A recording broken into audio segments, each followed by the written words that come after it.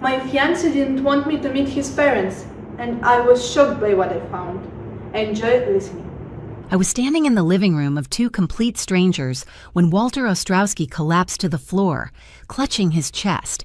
His wife Dolores was screaming his name over and over. I was dialing 911 with shaking hands, trying to remember the address I'd only seen once on an envelope. And within 7 minutes, an ambulance and 2 FBI agents were pulling into the driveway of this small blue house in Wilkes-Barre, Pennsylvania. The man I was supposed to marry in 6 weeks? He wasn't who he said he was, and these two broken people, the woman crying on the floor, the man struggling to breathe, they weren't the dangerous alcoholics he'd warned me about for 2.5 years. They were his victims, just like me.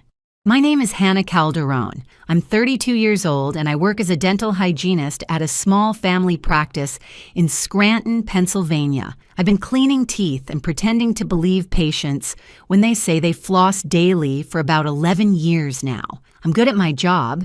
I thought I was good at reading people too. Turns out I was wrong about that. I met Garrett Ostrowski at a friend's birthday party in March of 2021. He was tall, dark-haired, confident, without being arrogant. He laughed at my jokes, even the bad ones. He remembered details about my life that I'd only mentioned once. He brought me soup when I was sick and flowers for no reason at all. After 6 months of dating, I thought I'd finally found the one. After a year, I was sure of it.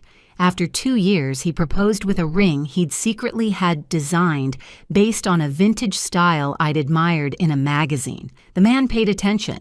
The man cared, or so I thought. There was only one strange thing about Garrett, and he explained it so well that I accepted it completely. He refused to introduce me to his parents. Not wasn't ready, refused. The first time I brought it up, about 4 months into dating, his whole face changed. His eyes got this faraway look, like he was seeing something painful that I couldn't see. He told me his parents were severe alcoholics. He said they chose vodka over their own son when he was 19 years old. He said he hadn't had a real relationship with them in 15 years, and that asking him to reconnect would be like asking him to reopen the worst wound of his life. He actually used those words, the worst wound of my life, and I believed him. Why wouldn't I? I'd seen addiction destroy families.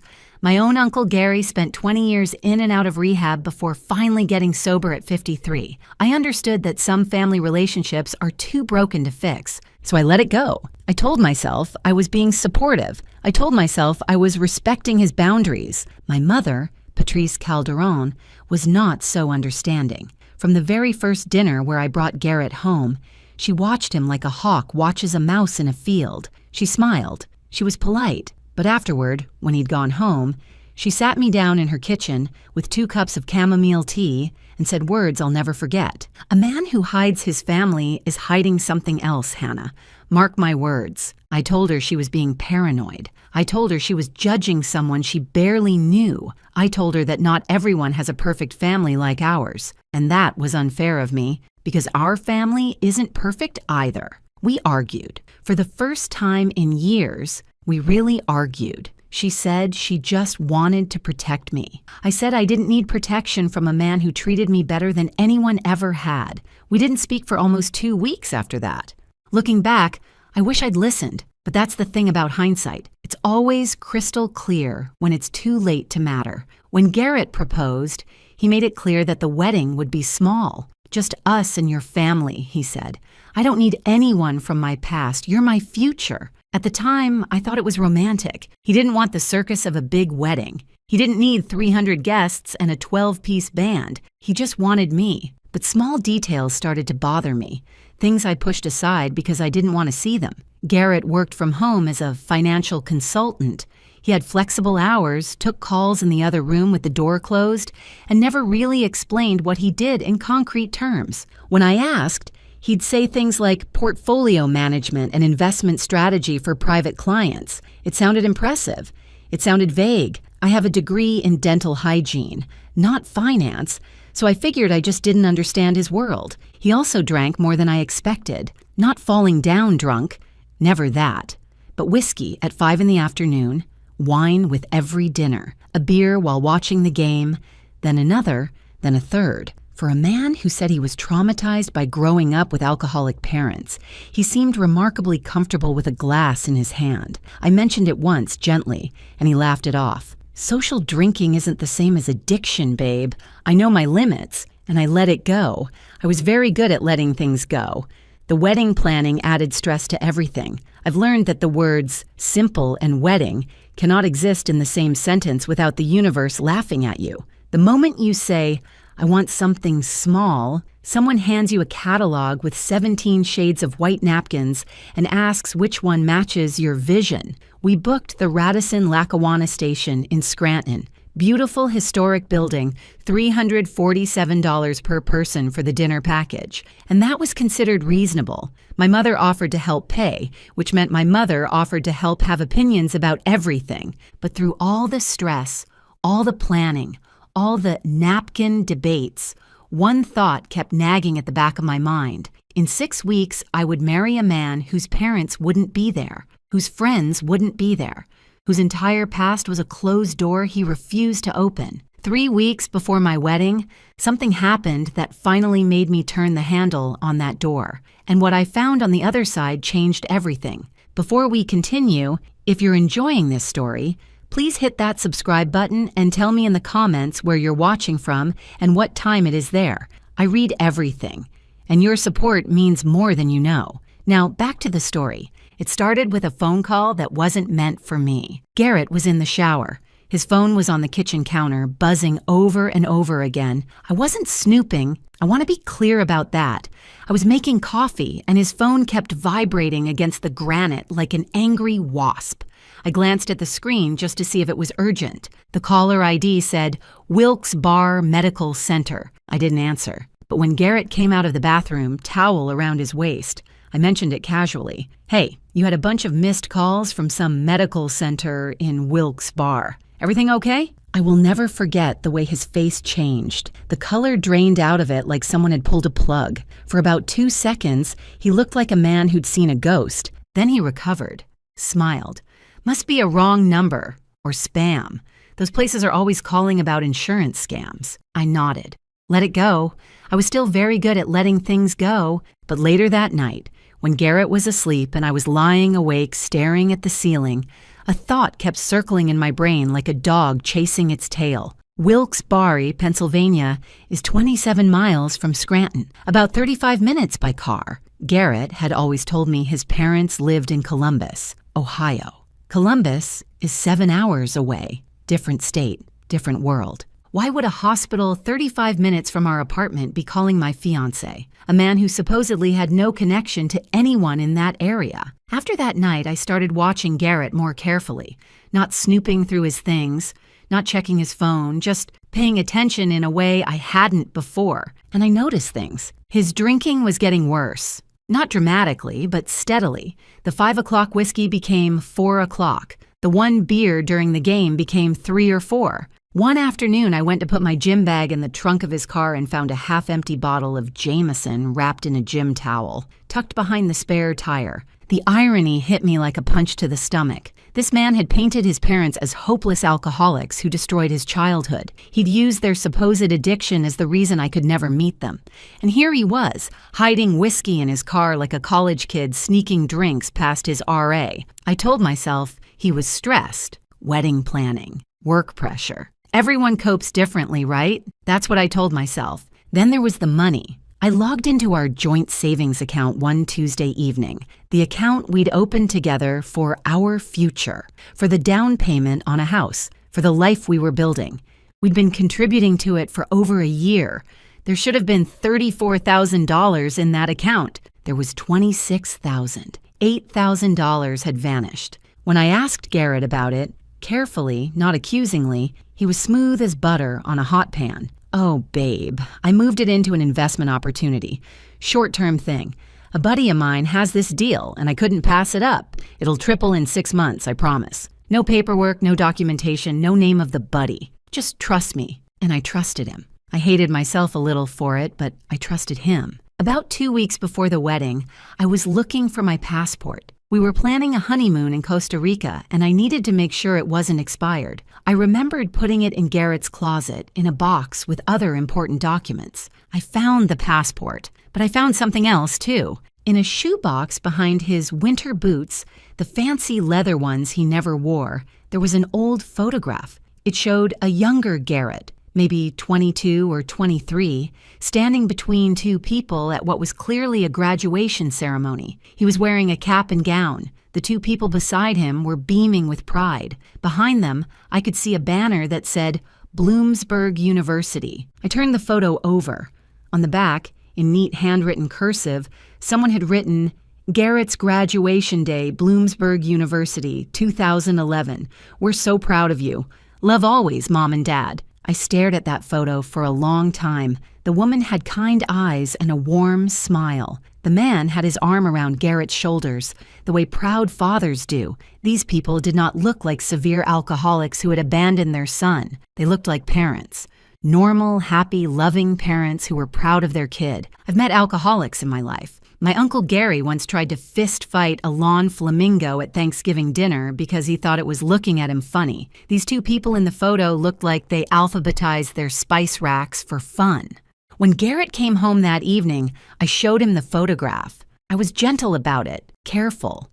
I didn't accuse him of anything. I just said I found it and asked about it. And Garrett's eyes filled with tears. He told me the photo was from before his parents got bad. He said looking at it was painful because it reminded him of the people they used to be, before alcohol changed them. He said he kept it hidden because he couldn't bear to look at it but couldn't bear to throw it away either. Then he looked at me with those wet eyes and said, You're just like everyone else, Hannah. You don't believe me. You think I'm making up my own trauma. I felt about 2 inches tall. I apologized. I hugged him. I put the photograph back where I found it and promised myself I would never doubt him again. That lasted about 4 days. My mother called on a Thursday evening. Her voice had that particular tone, the one that meant she'd done something she knew I wouldn't like. Hannah, I need to tell you something, and I need you to listen before you get angry. She'd run a background check on Garrett, some online service that cost $39. She said she couldn't sleep at night, couldn't stop worrying, and she'd finally given in to her instincts. There are gaps, she said.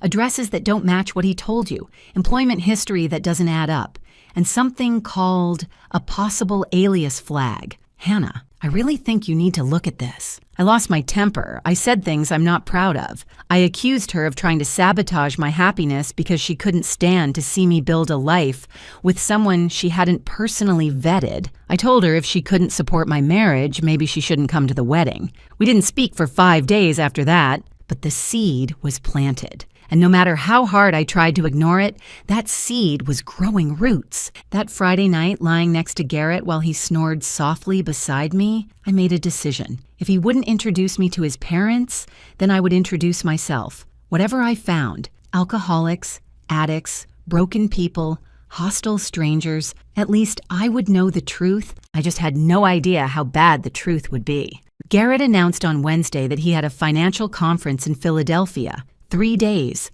Thursday through Sunday. He'd be staying at a hotel downtown, meetings all day, networking dinners at night. He packed a suitcase, kissed me goodbye, and told me to try not to miss him too much. The moment his car disappeared around the corner, I felt something shift in my chest. This was my chance. 3 days with him gone.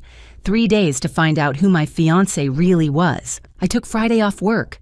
Told my boss I had wedding errands to run. She gave me a knowing smile and said she remembered how crazy the final weeks before her own wedding had been. If only she knew what kind of errands I was actually planning. Thursday night, I went into Garrett's home office. The room was neat, organized, unremarkable, except for the locked drawer in his desk. I'd noticed it months ago, asked about it once. Tax documents, he'd said.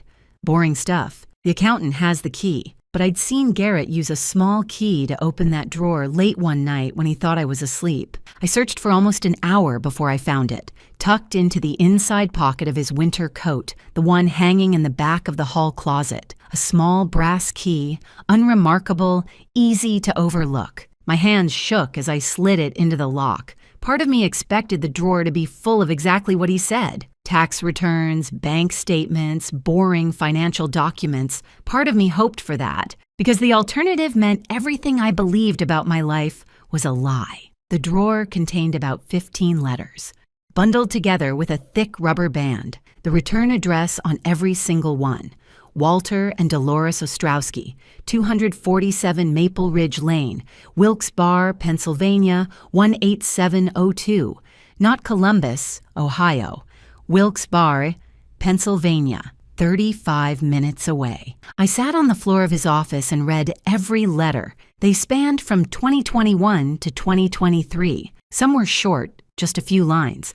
Others went on for pages, and every single one broke my heart. Please, son, we don't understand what we did wrong. Garrett, we haven't heard from you in 3 months. Are you safe? Are you eating enough? Please just let us know you're alive. Your father cries at night. He thinks I don't hear him, but I do.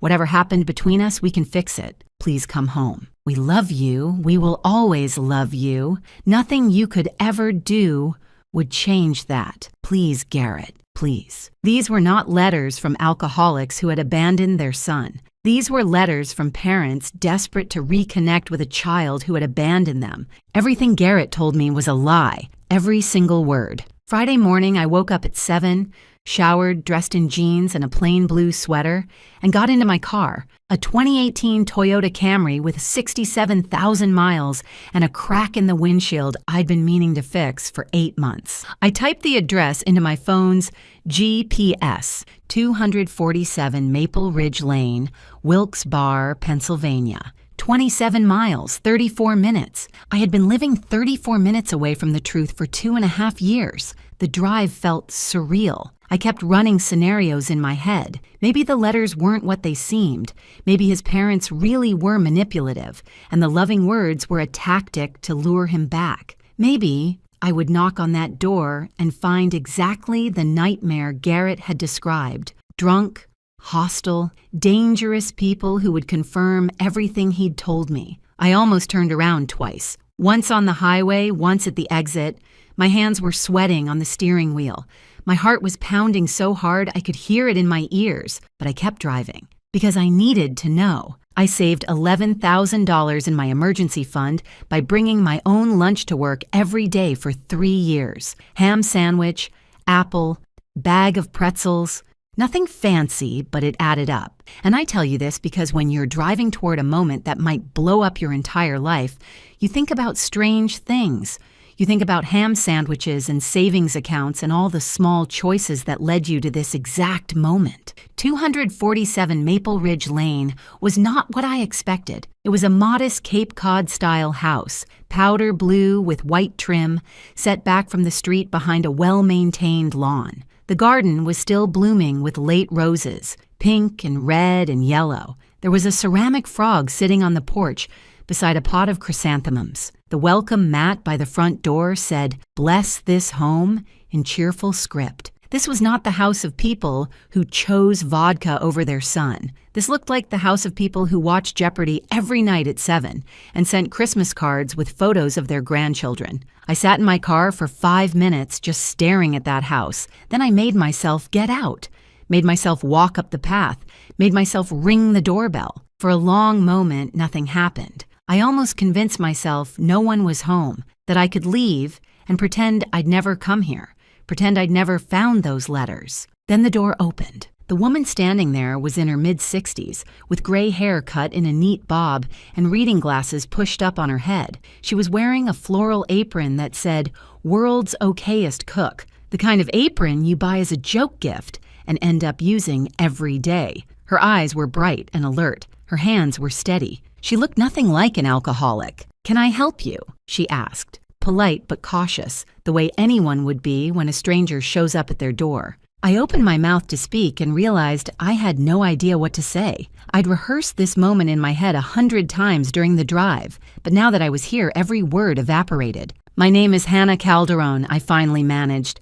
I'm engaged to your son, Garrett. I know this is unexpected and I'm sorry to just show up like this, but I stopped talking because of the way her face changed. The color drained out of it. Her hand shot out to grip the doorframe, like she needed something to hold her up. Her mouth opened and closed, but no sound came out. "Ma'am?" I said. "Mrs. Ostrowski? Are you okay?" She shook her head slowly. Her eyes were filling with tears. "That's impossible," she whispered. That's impossible. I don't understand. What's impossible? She looked at me, really looked at me, like she was trying to determine if I was real or some kind of hallucination. Our son Garrett is dead, she said. He died 3 years ago. The ground shifted under my feet. The porch tilted. I grabbed the railing to keep from falling. Dead? The man I had kissed goodbye yesterday morning was dead? The man whose ring I was wearing? The man who was supposedly at a financial conference in Philadelphia right now?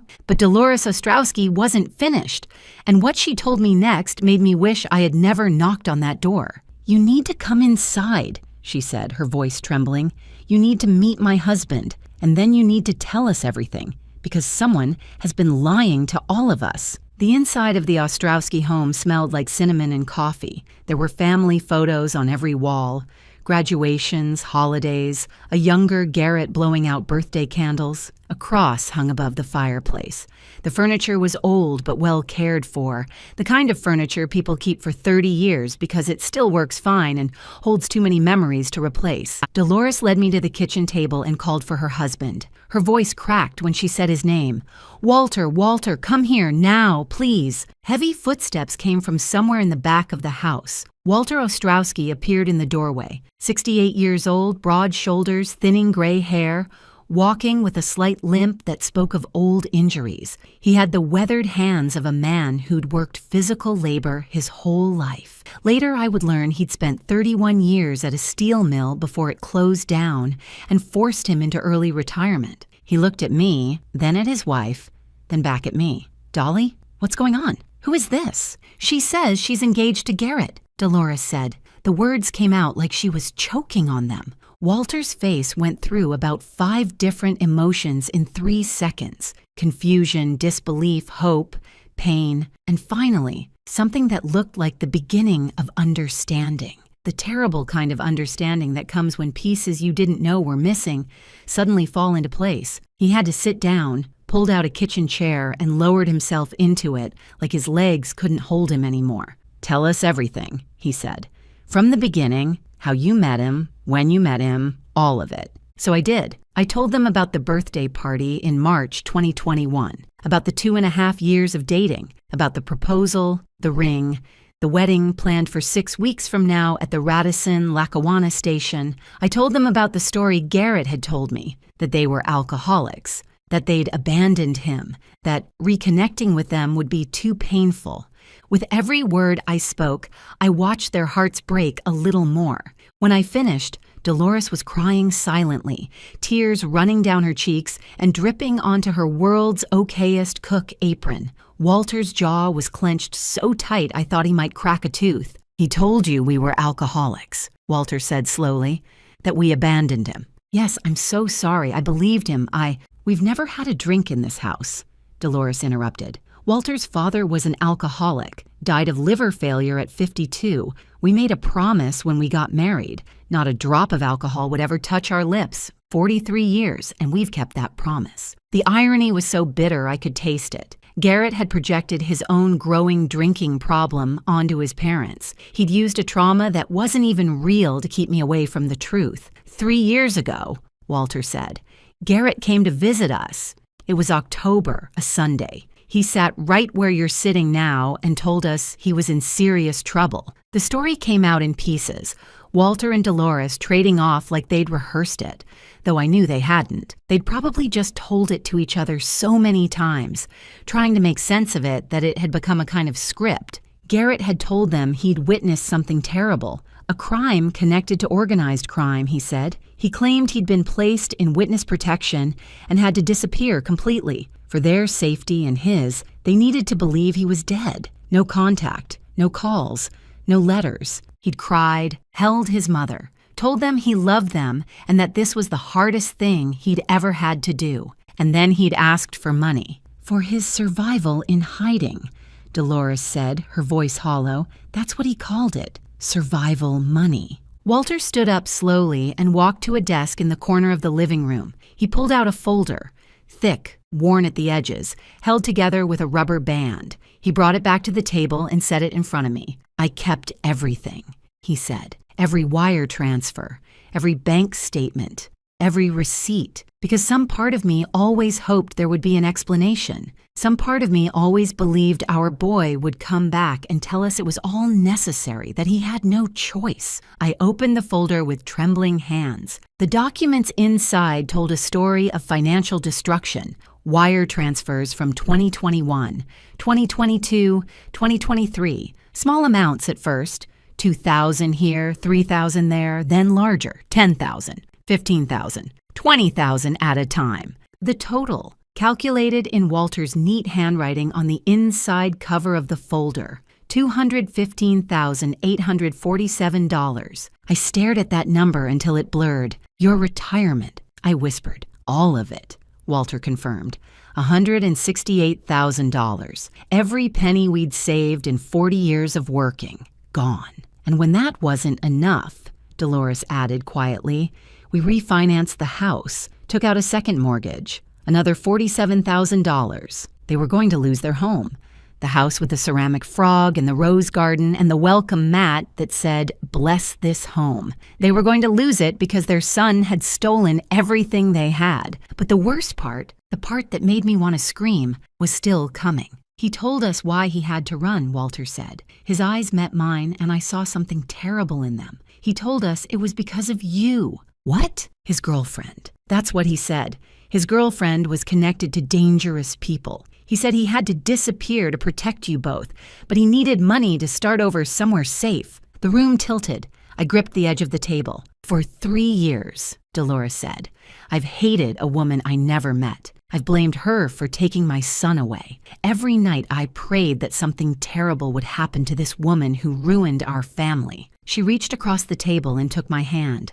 Her fingers were cold and trembling. And that woman was you, she said. You were a victim too, just like us. I couldn't speak, couldn't breathe. The man I was supposed to marry had turned his own parents against a fictional version of me, while simultaneously using me as a prop in his perfect boyfriend performance. My mother always said I had terrible taste in men. I used to think she was being dramatic. Turns out she was being generous. Walter pulled another document from the folder. A power of attorney form, his and Dolores's signatures at the bottom, granting Garrett control over their finances in case something happened while he was in hiding. Look at the date, Walter said. The notary stamp showed April 2022, more than 6 months after Garrett had supposedly died and vanished into witness protection. We didn't sign this, Dolores said. I've never seen this document before today. Those signatures aren't ours. Forgery. On top of everything else, fraud, theft, emotional manipulation, he'd forged their signatures on legal documents. That was a federal crime. Multiple federal crimes, probably. There's one more thing, I said, remembering suddenly. A few weeks ago, Garrett got a phone call from Wilkes-Barre Medical Center. He said it was spam, a wrong number. Walter and Dolores exchanged a look that broke something inside me. I had a health scare last month, Dolores said quietly. Irregular heartbeat. They kept me overnight at Wilkes-Barre General for observation. Walter was so worried. He found an old number in his phone. He thought maybe, somehow, if he called it. I called every day for a week, Walter said. His voice cracked. I knew it was stupid. I knew Garrett was gone, but I thought if there was any chance he'd answer, any chance he'd know his mother was in the hospital. Garrett had seen those calls. He'd seen Wilkes-Barre Medical Center on his phone while his mother was lying in a hospital bed with heart problems. And he'd done nothing, said nothing, just told me it was spam and went back to planning our wedding. That was the moment Walter broke. I saw it happen. Watch the realization hit him like a physical blow. 3 years of denial, 3 years of making excuses, 3 years of telling himself that his son must have had good reasons, that someday it would all make sense. It wasn't going to make sense. There were no good reasons. His son was a monster. Walter stood up from the table, swayed, knocked over his chair, reaching for something to steady himself. Walter? Dolores was on her feet instantly. Walter, what's wrong? He pressed his hand to his chest. His face had gone gray. Sweat was beading on his forehead. Can't breathe right, he gasped. Chest tight. And then he went down. He hit the kitchen floor hard, and Dolores started screaming his name over and over, dropping to her knees beside him. I had my phone out before I even realized I'd moved, fingers finding 911 like they had a mind of their own. 911, what's your emergency? I need an ambulance. A man is having a heart attack. He's 68 years old, conscious but in distress, chest pain, difficulty breathing. What's the address, ma'am? I looked wildly around the kitchen, spotted an envelope on the counter, read the address off it. 247 Maple Ridge Lane, Wilkes-Barre. Please hurry. 7 minutes. That's how long it took for the ambulance to arrive. 7 minutes that felt like 7 hours, with Walter on the floor and Dolores holding his hand and me trying to remember every piece of first aid training I'd ever had. Stay calm. Keep him still. Loosen his collar. Talk to him. Keep him conscious. Stay with me, Mr. Ostrowski. Help is coming. Just keep breathing. In and out. That's it. In and out. The ambulance pulled into the driveway with lights flashing. 2 EMTs rushed in, took over, started working on Walter with professional efficiency that made me want to cry with relief. But then I noticed something strange. Another car had pulled up behind the ambulance, a dark blue sedan, and 2 people were getting out, a man and a woman, dressed in business casual, not medical uniforms. The woman reached into her jacket and pulled out something that caught the light, a badge. The EMTs were loading Walter onto a stretcher when the 2 strangers walked through the front door of the Ostrowski home like they owned the place. The man was maybe 40, Latino, with a close-cropped beard and sharp eyes that took in everything at once. The woman was younger, red hair pulled back in a ponytail, carrying herself with the kind of quiet authority that comes from years of training. FBI, the man said, holding up his badge. I'm Agent Reyes. This is Agent Whitmore. We're looking for Walter and Dolores Ostrowski. Dolores spun around from where she'd been watching the EMTs work on her husband. That's my husband on that stretcher. What do you want? What's happening? Agent Whitmore moved toward her, hands raised in a calming gesture. Ma'am, we're not here to cause trouble. We've been investigating a financial fraud case, and your family came up in our investigation. We just need to ask some questions. Agent Reyes's eyes landed on me. I must have looked like a deer in headlights. I certainly felt like one. And you are? He asked. My mouth felt full of cotton. My name is Hannah Calderon. I'm engaged to their son, Garrett Ostrowski. The 2 agents exchanged a look, a significant look, the kind of look that told me they knew something I didn't, and whatever it was would change everything. Ma'am, Agent Reyes said carefully, there is no Garrett Ostrowski, at least not legally. The room was already spinning, but somehow it started spinning faster. The man you know as Garrett Ostrowski is actually Garrett Brennan Wolchak. He's wanted in New Jersey and Delaware for wire fraud, mail fraud, identity theft, and elder financial exploitation. We've been tracking him for almost 2 years. I heard the words. I understood the words, but my brain refused to process them. Garrett wasn't even his real name. Everything, every single thing about the man I'd planned to marry was a fabrication. We need to get my husband to the hospital, Dolores said, her voice rising with panic. Please, can we do this later? Of course, Agent Whitmore said quickly. Go with him. We'll follow. But Miss Calderon, she turned to me. We need to talk soon. The next few hours passed in a blur. The ambulance took Walter to Wilkes-Barre General Hospital. Dolores rode with him, holding his hand through the whole trip. I followed in my car with the FBI agents following me.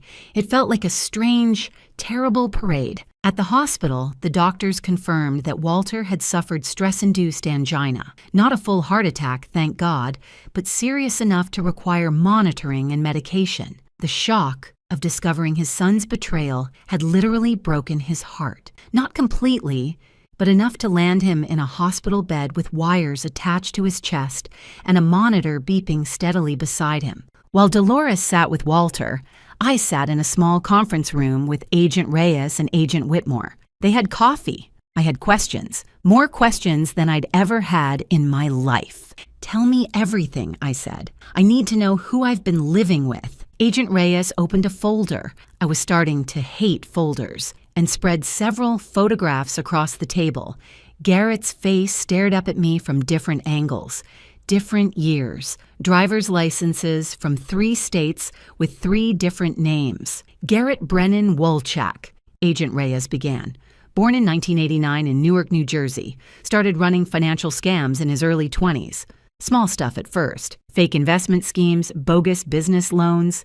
Then he discovered a more reliable target. Family, Agent Whitmore said, his own family. The pattern was always the same, they explained. Garrett would find a woman to date seriously. Someone trusting, someone kind, someone who wouldn't ask too many questions. He'd isolate her from his family using stories of abuse, addiction, or estrangement. Then, while his girlfriend was distracted with the relationship, he'd go to work on his real targets. His own parents, grandparents, aunts, uncles, anyone with savings. He tells them he's in trouble, Agent Reyes said. Witness protection, fleeing from dangerous people, medical emergencies. The story changes, but the result is always the same. They drain their savings trying to help him. By the time they realize what's happening, he's gone. New name, new city, new victim. How many? I asked. How many families? Before the Ostrowskis. 3 that we know of. Total financial damage, over $600,000. $600,000. Plus the $215,000 from Walter and Dolores. That was more than $800,000 stolen from people who loved him, from people who trusted him. Agent Whitmore slid another photograph across the table. An elderly woman smiling in what looked like a Christmas photo. She had kind eyes and silver hair. Gladys Morrow, Agent Whitmore said quietly, 78 years old, lived in Trenton, New Jersey. Garrett was her grandson, or rather, he pretended to be after her real grandson died in a car accident in 2015. He stepped into the dead man's identity and convinced Gladys he was family. She gave him everything. Her savings, her house, her jewelry, everything. What happened to her? Agent Whitmore's jaw tightened. She died of a stroke 18 months ago. Alone, in a state-run care facility because she had nothing left. She died believing her grandson hated her because he stopped visiting once the money ran out. She left him everything in her will, not knowing he'd already taken it all. I thought I might throw up. I actually leaned over, put my head between my knees, and focused on breathing until the nausea passed. The man who brought me flowers for no reason. The man who held me when I cried. The man who said he couldn't wait to spend the rest of his life with me. He was a predator who let an old woman die alone and afraid. Miss Calderon, Agent Reyes said gently, we need your help. Anything. The word came out before I could think. Whatever you need. They explained the plan. They had enough evidence to arrest Garrett. More than enough. But they wanted to catch him cleanly with maximum impact. They wanted him on tape, incriminating himself. And they wanted to make sure he couldn't talk his way out of it later. You're scheduled for a wedding cake tasting on Monday afternoon, Agent Whitmore said, at the Radisson-Lackawanna station in Scranton. Is that correct? Yes. 2:15. We want you to wear a wire. Go to the appointment. Act normal. Get him talking about money, about your future plans, about the joint accounts. We'll have agents positioned throughout the building. The moment we have what we need, we move in. 3 days. They wanted me to act normal for 3 days. To sleep next to a federal fugitive. To kiss him good morning. To pretend I didn't know that everything about him was a lie. Can you do that? Agent Reyes asked. I thought about Walter in his hospital bed. I thought about Dolores crying in the kitchen. I thought about Gladys Morrow dying alone because a monster stole her family and her savings and her dignity. Yes, I said. I can do that. The next 48 hours were the longest of my life. Garrett came home Sunday night, cheerful and relaxed from his conference. He kissed me at the door, told me he'd missed me, asked if I'd had a good weekend. I smiled and said yes. I'd just run some wedding errands, nothing exciting. I asked about his trip. He told me stories about panels and networking events that had probably never happened. We watched a movie that night, some comedy I couldn't focus on. He laughed at all the funny parts. I laughed when he laughed, a few seconds late, hoping he wouldn't notice. We went to bed. He fell asleep within minutes, snoring softly like he always did. I lay awake until 3 a.m, staring at the ceiling, counting the hours until Monday. Monday morning, Garrett picked out my outfit for the tasting, a blue dress he'd always liked on me. You look beautiful, babe, he said, straightening my collar. His hands were gentle. His smile was warm. I wanted to scream. Instead, I smiled back. Thank you. Ready to pick our wedding cake? The drive to the Radisson took 22 minutes. Garrett talked the whole way about flavor combinations. He was leaning toward raspberry filling with vanilla buttercream. I made agreeable noises at appropriate intervals. The wire taped to my chest felt like it weighed 100 pounds. The tasting room was elegant. White tablecloths, crystal glasses, sample plates arranged like works of art. The catering manager, a cheerful woman named Deborah, greeted us with enthusiasm and started walking us through the options. Red velvet, lemon chiffon, chocolate ganache. Garrett sampled each one thoughtfully, discussing texture and presentation like a man planning the happiest day of his life. I steered the conversation where the FBI needed it to go. "Babe, I've been thinking about our savings," I said casually, accepting a forkful of carrot cake. "That $8,000 you invested. You never told me the details. What kind of return are we looking at?" Garrett smiled. "Don't worry about it, Hannah. I've got it all under control. By the time we're back from Costa Rica, that money will have doubled. Trust me." "I do trust you. I just want to understand our finances better. You know, since we're going to be married," he launched into an explanation. Vague, full of buzzwords, completely fictional. But he used specific numbers, mentioned specific accounts, said enough that any prosecutor would have a field day. I saw Agent Reyes appear in the doorway of the tasting room. Behind him, Agent Whitmore. Behind her, 2 uniformed officers. Garrett noticed them a second later. His fork stopped halfway to his mouth. "Garrett Wolchek," Agent Reyes said, his voice cutting through the soft music playing in the background. "You're under arrest. Put your hands behind your back." Garrett's face went through a rapid series of transformations.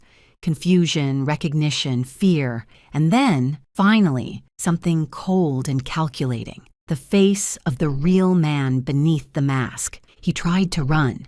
He made it exactly 4 steps before Agent Whitmore had him on the ground, face pressed against the cream-colored carpet, hands wrenched behind his back. The catering manager, Deborah, dropped a plate of red velvet samples. The crash was almost theatrical. Garrett twisted his head to look at me, cheeks smashed against the floor. "Hannah, baby, this is a mistake. Whatever they told you, whatever you think you know," I looked down at him. "This man I'd loved, this man I'd trusted, this man who wasn't even real. The only mistake was mine," I said. "I thought you were human." They hauled him to his feet, read him his rights, walked him out in handcuffs past the hotel staff, past the guests in the lobby, past everyone who would now know that the charming groom-to-be was a federal criminal. I stood alone in the tasting room, surrounded by half-eaten cake samples and the scattered remains of a life that had never existed. The wedding was off, obviously. But my story with the Ostrowski family, that was just beginning. Before we get to the end, if this story has meant something to you, I'd be so grateful if you'd take a second to subscribe and drop a comment below. Every single one makes a difference, and honestly, this community keeps me going. Thank you. Now, the ending you've been waiting for. The trial took 8 months. Garrett Brennan Wolchak, I still couldn't call him by his real name without feeling sick, was charged with 47 federal counts: wire fraud, mail fraud, bank fraud, identity theft, elder financial exploitation across 3 states, plus the forged power of attorney documents, which added another 5 counts of their own. He tried to fight it at first, hired a fancy lawyer, probably with money stolen from one of his victims, but the evidence was overwhelming. The wire transfers, the bank records, the recordings from my wire, testimony from 4 families he'd destroyed. 3 months before the trial was set to begin, he changed his plea to guilty. His lawyer called it accepting responsibility. I called it realizing he was going to lose. The sentencing hearing was held on a Tuesday morning in March. The courtroom was full. I was there. Walter and Dolores were there. Walter, using a cane now, but strong, his heart healed enough to watch his son face justice. The families of his other victims were there too, some in person, some appearing by video from New Jersey and Delaware. One by one, they told their stories. The savings accounts emptied, the houses lost, the relationships destroyed. A daughter who hadn't spoken to her mother in years because Garrett had convinced them each that the other had betrayed them. and Gladys Morrow's niece, a woman named Patricia, who'd spent 2 years trying to piece together what had happened to her aunt. She submitted a written statement that the judge read aloud. My Aunt Gladys died believing she had been abandoned by the people she loved most. She died confused and alone in a facility that smelled like bleach and sadness. She deserved better. She deserved so much better, and the man who did this to her should never be allowed to hurt anyone else ever again. When it was my turn to speak, I kept it simple. I thought I was planning a wedding, I said. Instead, I discovered that the man I loved didn't exist. He was a character in a story designed to take everything from everyone who trusted him. I lost 2.5 years of my life to that story. The Ostrowskis lost their retirement. Gladys Morrow lost her life. I hope the court ensures he has plenty of time to think about what he's done. The judge was not merciful. 14 years in federal prison, no parole eligibility for 11 years. Restitution ordered in the amount of $847,000, though everyone knew the victims would be lucky to see a fraction of that. When the sentence was announced, Garrett showed no emotion, just stared straight ahead like a man who'd already checked out, already planning his next scheme from behind bars. I hoped prison would change him. I suspected it wouldn't. But that wasn't my problem anymore. The FBI recovered $67,000 from accounts Garrett had hidden under various names. Most of it went to Gladys Morrow's estate. Patricia used it to pay off the debts her aunt had accumulated in her final years. The rest was split among the victims. It wasn't enough. It was never going to be enough. But the community stepped up in ways I never expected. I organized a fundraiser through my dental practice. Dr. Morrison let us use the waiting room for a weekend, and we set up donation jars and a GoFundMe page. My mother's church held a special collection.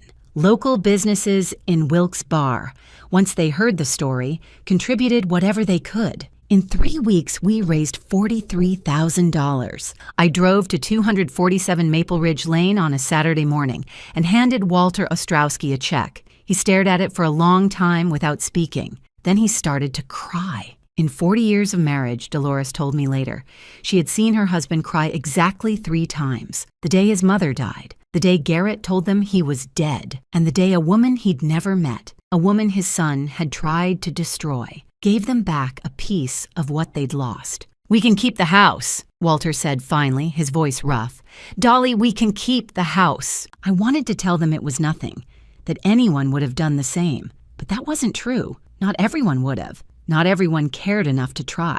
I cared. I cared about these 2 people who had been strangers to me until a Friday morning that changed everything. I cared about them more than I'd ever cared about the man who was supposed to be their son. Funny how life works sometimes. The wedding at the Radisson was canceled, obviously. I lost my deposit, $3,000 down the drain. My mother said she'd pay me back. I told her to donate it to a charity for elderly fraud victims instead. She did, and she added another $500 of her own money on top. Speaking of my mother, she has been insufferably smug for the past 8 months. Every phone call includes some version of, "I told you to look at that background check, Hannah." Every family dinner features at least one reference to, "That time I tried to warn you about what's his name." I finally told her, "Mom, you were right. Now please, for the love of God, let it go." She will never let it go. Honestly, she earned it. These days, my Sundays look different than they used to. I drive to Wilkes Barre, to a powder blue Cape Cod house with a ceramic frog on the porch and roses in the garden. I eat lunch with Walter and Dolores, usually pierogi that Dolores has been teaching me to make, though mine never turn out quite as good as hers. We watch Jeopardy at 7. We talk about everything and nothing. Sometimes my mother comes with me. She and Dolores have become friends, bonded over their shared experience of having children who don't listen to perfectly good advice. They trade recipes and complaints and stories about kids these days. It's actually kind of sweet, even when I'm the target of their gentle mockery. Walter calls me the daughter we always wanted. The first time he said it, I cried. The second time, I laughed. Now it just feels like the truth. I was looking for a husband. I found a family instead. I haven't dated anyone since Garrett. Not because I'm scared, though maybe I'm a little scared. but because I'm not in a hurry anymore. I spent 2.5 years with a man who didn't exist, trying to build a future that was never real. I'm done rushing. I'm done ignoring red flags because I want something to work out. When the right person comes along, if the right person comes along, I'll know. And this time, I'll listen to my mother when she offers to run a background check. Some people hide their families because their families are difficult. I understand that. I've seen it. Addiction and abuse and estrangement are real. And sometimes, the healthiest thing you can do is walk away from the people who raised you. But some people hide their families because their families know exactly who they really are. If someone you love refuses to let you meet the people who shaped them, ask yourself why. Push for answers. Trust your instincts when something feels wrong. The truth always comes out eventually. It found its way to a small blue house in Wilkes-Barre, Pennsylvania, on a Friday morning when a woman with a cracked windshield and a breaking heart knocked on a stranger's door. It will find its way to you, too. Thank you so much for staying with me until the end. Stories like this one remind me why I do this. Because the truth matters, and so does justice. If you want more stories like this, there's another one waiting for you right on your screen. Click it, and I'll see you there.